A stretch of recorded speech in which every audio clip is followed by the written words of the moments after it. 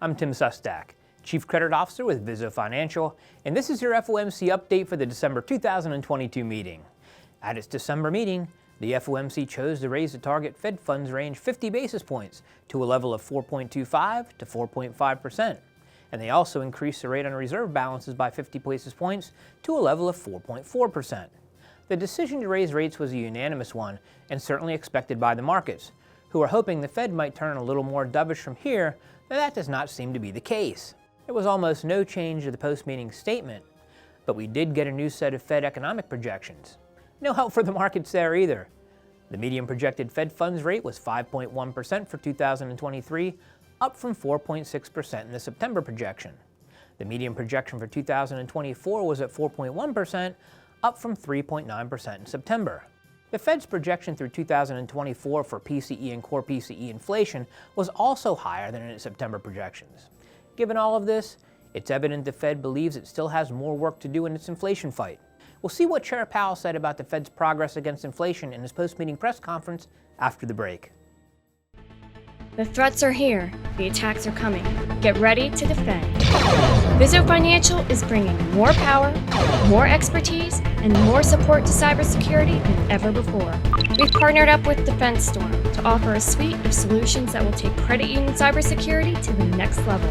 Detect, monitor, and respond to cyber threats in real time with the help of cybersecurity and cyber fraud. Manage all of your cybersecurity programs with the all-in-one grid system. And know that you have expert eyes on your networks 24/7 with the Track Assistance team. Cybersecurity is a risk you simply can't leave to chance. Strike back. Protect your credit union with Vizo Financial and DefenseStorm Cybersecurity Solutions. Welcome back. In his post-meeting press conference, Chair Powell described our economy as one that has slowed significantly, but also one that still had an extremely tight labor market with elevated inflation that remains evident across a broad range of goods and services. To the good, he said that FOMC participants expect supply and demand in the labor market to come into better balance over time, which should ease upward pressure on wages and prices, and that inflation data for October and November show a welcome reduction in the monthly pace of price increases. Further, he indicated that longer-term inflation expectations appear to remain well anchored.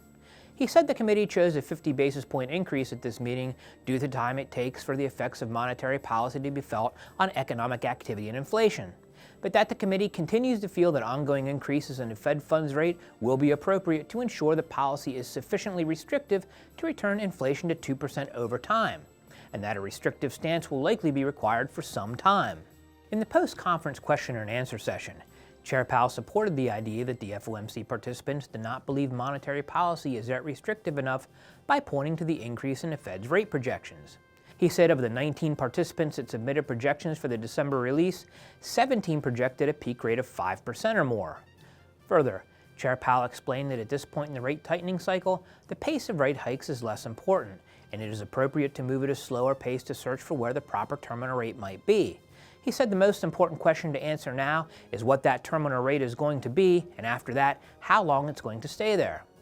In reference to a question on when it may be time to cut rates, he again pointed to the Fed projections and said there is no rate cut predicted for 2023, but that to consider a rate cut in the future, the committee needs to be confident that inflation is moving down to its 2% goal in a sustained way. He said the committee continually has made slower progress on inflation than anticipated, and in response to a question asking if the committee would consider changing its 2% inflation goal, he said that's not something they're thinking about or considering. So, for those who are looking for a softer Fed this time around, sorry to spoil the holidays. It's obvious the Fed believes it still has some road to travel in order to get to its inflation-fighting destination.